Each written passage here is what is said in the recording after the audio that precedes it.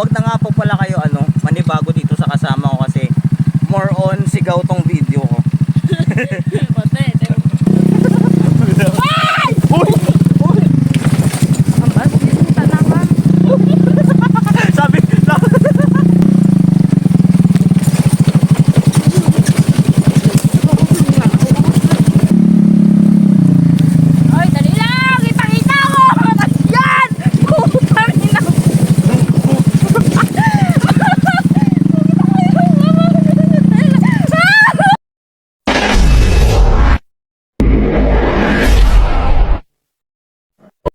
So tara guys, try natin itong Force MX 200cc.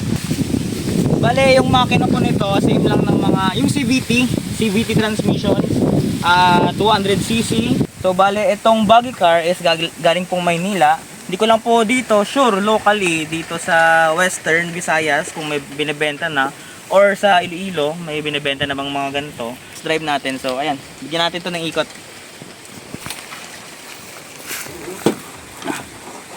Bale, ito nga pala guys, kung tatanungin nyo tungkol sa mga rehistro, sorry, hindi po siya street legal. Tapos may maximum speed siya na up to 60 to 65 kilometers per hour. Depende pa po kung ma-modify mo yung makina niya, yung mga transmissions niya, yung mga bola niya, carb, mga ganon. Siyempre, isipin mo na lang, binili mo to for the purpose na off-road. Yun. So, wag kang mag-expect ng mabilis talaga to na tatakbo siya ng mga 120, 130, 40, 50, 70, gano'n. Hindi.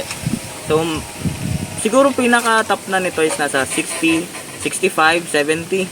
Yun. Kasi nga, gawa nga ng low speed siya. Tapos, 200cc lang yung makina. Pero enough na yung power niya para dito. Kita nyo naman kung gano'n nakataas yung inakyat namin.